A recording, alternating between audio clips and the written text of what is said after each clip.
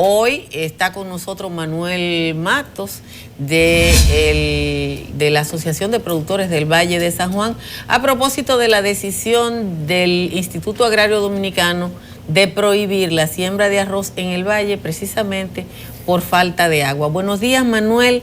Cuéntanos cuál es la situación de los regantes en San Juan. Sí, muy buenos días.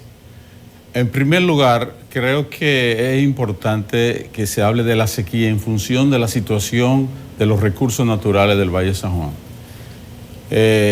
A nosotros se nos enseñó de que un pasado presidente del siglo XVIII, Buenaventura Báez, deforestó totalmente la zona entre Azua y San Juan. Todos los bosques prácticamente desaparecieron. Eso era madera preciosa y Guayacán. Guayacán, Candelón, para la exportación. Asimismo, después vino un señor que realmente continuó con esa labor. Tengo entendido que era el papá de un funcionario del gobierno de Antonio Guzmán, que también hizo desmane con el bosque, y después un tal Machanito siguió. Además, hay que recordar que los azuanos, la provincia de San Juan, de Azua, estuvo muchos años viviendo de la explotación del carbón. O sea que prácticamente todo el bosque de entre San Juan y Azua fue totalmente aniquilado. Incluso una sierra que se llama la Sierra de Martín García, que es la sierra que se ocupaba en cierta medida de cambiar la temperatura de los aires calientes que venían del Mar Caribe, también fueron destruidos esos bosques. Entonces yo creo que eso de una u otra manera ha influido para que en San Juan, a pesar de que está lloviendo en todo el país, en San Juan no llueve. La declaración que dio no fue el del Instituto Agrario, sino del director del INDRI. Sí, fue del INDRI. Que prohibió la siembra de arroz. Hay una frase muy famosa en los campos de San Juan que dice, ese señor está cogiendo puesto. Olgo Fernández ni por asomo tiene que ver con el uso del agua del Valle de San Juan, a pesar de ser el director del INDRI. Porque la presa de Sabaneta, que es la que nos surte de agua, es manejada por la EGI, no por el INDRI. En ese sentido, en San Juan tenemos alrededor de 5 años que no sembramos arroz, lo que dependemos de las aguas de la presa de Sabaneta y del canal José Joaquín Puello, porque ha sido una sequía recurrente en los últimos 5 años. Entonces, ¿qué él está prohibiendo? Que diga la verdad. La verdad es la siguiente. El Instituto de Recursos Hidráulicos inició la reparación del canal José Joaquín Puello hace unos años. Hay un tramo de 12,5 kilómetros que hace 4 meses se inició la reconstrucción de ese tramo, y resulta que en esos 4 meses, por la falta de recursos, solamente han podido rehabilitar 1,3 kilómetros metros. O sea, de 12,5 kilómetros prácticamente tienen un 10% realizado. Y en función de esta realidad, se seca el canal por 15 días y se da agua por 9 días, pero es en función no de la prohibición de la siembra de arroz, sino en función de la reparación del canal. Entonces yo creo que Olgo Fernández está asumiendo un rol que no le corresponde. Pero bien, la situación de las aguas, de la sequía, San Juan teníamos 7 meses sin llover y la presa redujo su capacidad de embalse prácticamente a su mínima expresión y solamente teníamos agua para el consumo humano.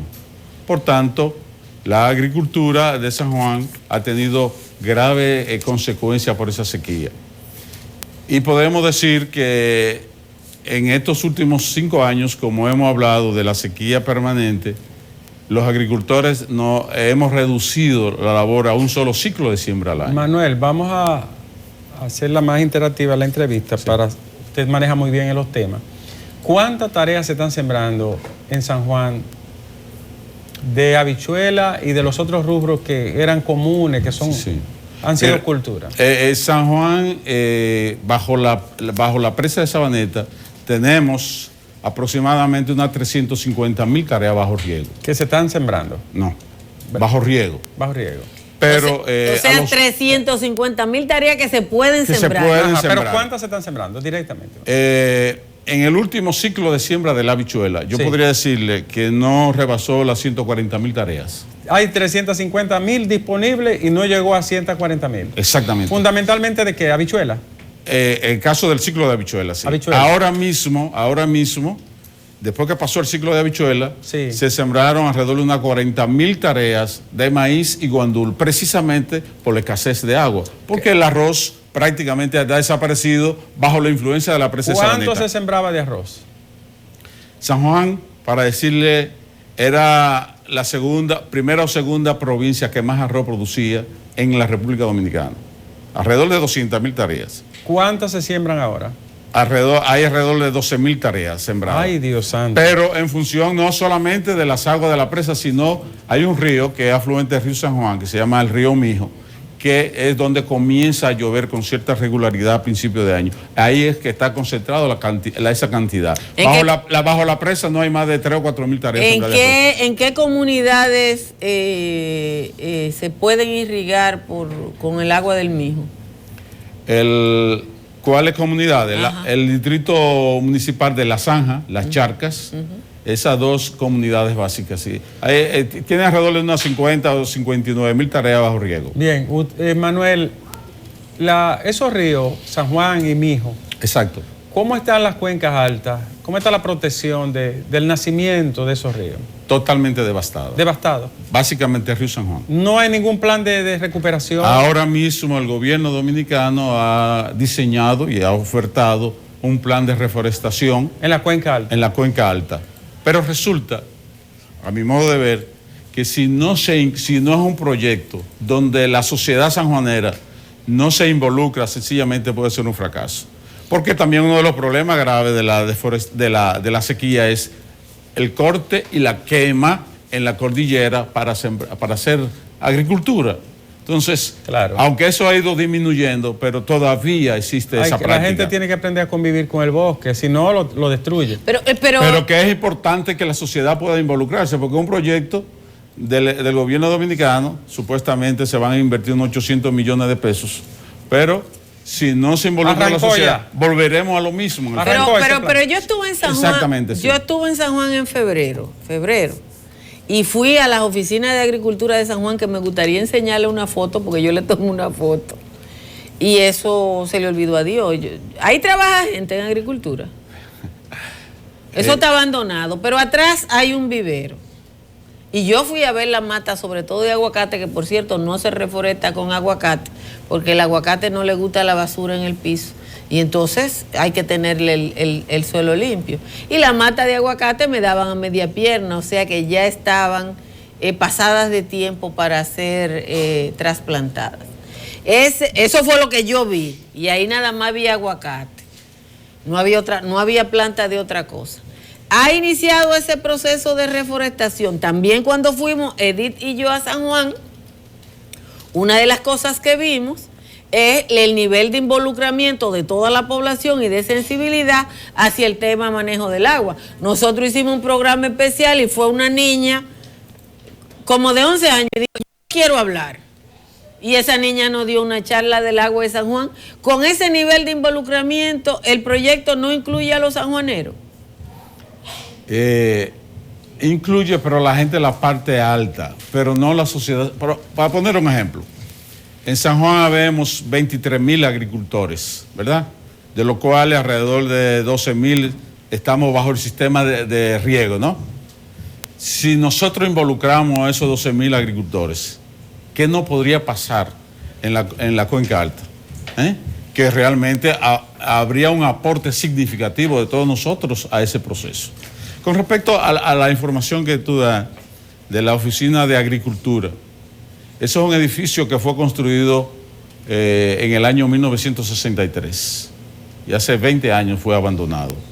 Detrás hay un vivero, ya hay plántula de café. En la última visita que hizo el nuevo ministro de Agricultura, ya se comenzó a donar esas plantas que estaban ahí para que fueran a ser sembradas. Pero objetivamente el problema del agua de San Juan es un problema grave y hay que buscarle soluciones. Una de las soluciones es precisamente producir más agua en la parte alta. Otro otra solución que la que nosotros hemos venido planteando los agricultores hace muchos años, la necesidad de crear nuevas infraestructuras para acumular agua. El río Mijo, como decía, que es un río con cierto caudal, tenemos 30 años exigiendo que se construya una presa. Yo lo vi ese que día. hay ya incluso estudios hechos. Mire, Manuel, ¿cómo ha afectado el empleo, toda esa pérdida de siembra que usted narra, con esa reducción enorme de las cantidades de tareas que antes se sembraban? ¿Cómo ha impactado? Para un solo ejemplo basta. A San Juan le acaban de quitar un diputado porque la población es decreciente. En cualquier barrio de la capital, San Cristóbal, Jaina, o usted ve un enclave de sanjuaneros, porque la migración ha sido masiva, porque no hay oportunidad de trabajo, básicamente los jóvenes. Ya posiblemente uno de los más jóvenes que trabaja agricultura en San Juan soy yo, y ya tengo 60 y pico de años, porque no hay posibilidad de que los jóvenes se puedan involucrar en esta actividad. Entonces la migración es masiva, la falta de empleo es extraordinaria, pero lo peor es la quiebra económica de los productores. Hay una pobreza rampante en todos los campos de San Juan, que nosotros hemos planteado la necesidad que se intervenga en ese sentido. Por ejemplo, hay que racionalizar el uso del agua, y para eso hay que utilizar sistemas de riego que eficientice el uso de la misma. ¿El goteo, por ejemplo? El riego presurizado. Pero para eso tenemos que tener mayor capacidad de almacenamiento de agua. A nosotros se nos ha prometido en los últimos 25 años hacer un contraembalse de la presa. Supuestamente ahora lo van a iniciar. ¿Mejoraría eso? Por supuesto. Claro. Pero que hay que sembrar el valle de reservorio y de laguna para que las aguas, en los momentos que llueve mucho, porque en San Juan resulta lo siguiente, los meses de septiembre y octubre llueve, la presa se llena y entonces hay que verter cantidades enormes de agua hacia el río y se pierden. Claro. Entonces tenemos las posibilidades de almacenar esas aguas, entonces usarlas de manera eficiente. Bueno, resulta, la gente de la presa dice que le van a hacer reservorio, de la mina, perdón. De la mina, para el uso de ellos. Y precisamente, fíjense, pero es importante recalcar sobre lo anterior, por lo siguiente, por los sistemas de riego que nosotros estamos utilizando, los riegos nocturnos, la eficiencia se reduce a un 15%, el 85% de las aguas se pierden. Entonces, como es la EGI que maneja las aguas de la presa, en los momentos de mayor demanda de energía eléctrica, ¿cuáles son? De noche. Y ellos entonces comienzan a generar energía de noche. Espérate. Sí. No, espérate. La ley, la previsión del uso del agua en la República Dominicana dice que primero el agua es de consumo humano, después es de consumo agrícola y pecuario, y que el consumo de energía es solamente cuando ya se ha satisfecho esas necesidades. Yo tengo, si quieren ponchen la tableta, porque para hablar con los papeles en la mano, tengo el nivel de los embalses aquí en la tableta. Y la presa de Sabaneta, que es la que usa la mayoría de los sanjuaneros, porque la de Sabana Yegua le toca a los azuanos, está no en el mínimo, pero muy cerca del mínimo operativo, con 18 metros por debajo de lo que sería la cota de operación, según el cuadro del Instituto Dominicano Entonces, con ese nivel de embalse, ¿están generando electricidad? Fíjate, para que ustedes vean lo grave de la situación, resulta que en los 9 días de agua que le dan a los agricultores y 15 que se seca el agua, resulta que el volumen de agua que vierten de la presa es suficiente para la generación de la energía eléctrica.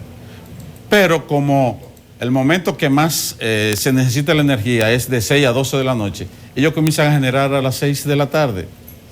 Y las primeras 6 horas de agua que vierte la presa prácticamente se pierden los canales, porque llega a las 1 y a las 2 de la mañana a los campos. Y entonces, ¿quién va a estar con una pala al hombro a las 2 de la mañana esperando que llegue el agua? Porque precisamente se viola esa determinación y ese uso que debe ser para el recurso humano como un elemento básico. Al día de ayer, la cota de embalse de Sabaneta está en los 625, la cota mínima es 602. 625.60 estaba ayer. Sí, dice 60. Exactamente.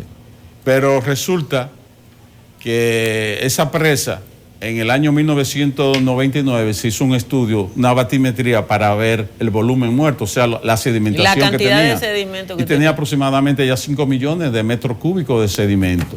Por lo tanto, el agua útil que tenemos serán menor. unos 14 millones de metros cúbicos de unos 70 o 78 que debe acumular la presa. Prácticamente solamente tenemos para el consumo humano, agua para el consumo humano. Para la agricultura no tenemos todavía suficiente. Bueno, a pesar de que en los últimos días para la cordillera han caído algunas lluvias, pero en el valle sencillamente no ha llovido todavía. ¿Y cuál es la alternativa, finalmente, de mi parte, para ustedes ante ese cuadro y ese drama que usted describe? Se pierde una gran cantidad de agua, se deja de sembrar muchísimas, cientos de miles de tareas de tierra y abunda un desempleo que usted dice que produce migración. ¿Cuál es la alternativa para San Juan? ¿Qué hacer en esto? Primero, como decía ahorita, incrementar la zona boscosa de la cordillera para producir más agua. Bueno, ya se inició ese plan, eso es muy Sí, bueno. pero bien. En segundo lugar, construir nuevos reservorios de agua para acumular más agua. En tercer lugar, eficientizar mucho más el uso de la misma, usando métodos, como usted decía, métodos de presurización de los riegos. Es un elemento clave, pero no es suficiente. Los niveles de pobreza que tenemos los agricultores hay que superarlos para poder realmente hacer las inversiones. Y esos niveles, y tiene mucho que ver con el crédito agrícola, que es otro problema grave en el Valle de San Juan. El 85% del crédito agrícola en San Juan es del crédito informal, con intereses que rondan de un 4, un 10% mensual. Entonces, así no hay forma de producir.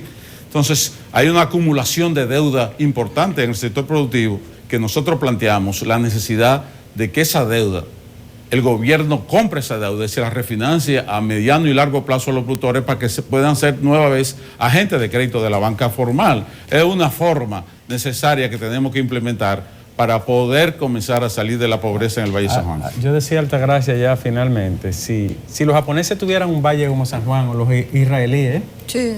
¿tú te imaginas? Hicieran maravillas, señores. Sí, pero ellos no tienen el Valle de San Juan y nosotros tenemos políticos que seguro que ellos no quieren. Pero hay otro elemento, ni tenemos traidores a la nación dominicana, como el caso de Antonio Isaconde, que permitió darle un permiso a una compañía minera que está, atención, aguas arriba del muro de la presa, a 25 kilómetros, en el corazón de la cordillera central, un yacimiento que está a 50 metros a orilla de Río San Juan. Quieren explotar esa mina. Entonces, con gente así, funcionarios, ¿puede este país progresar? Entonces, yo creo que esas son de las cosas que en este país tenemos que enderezar.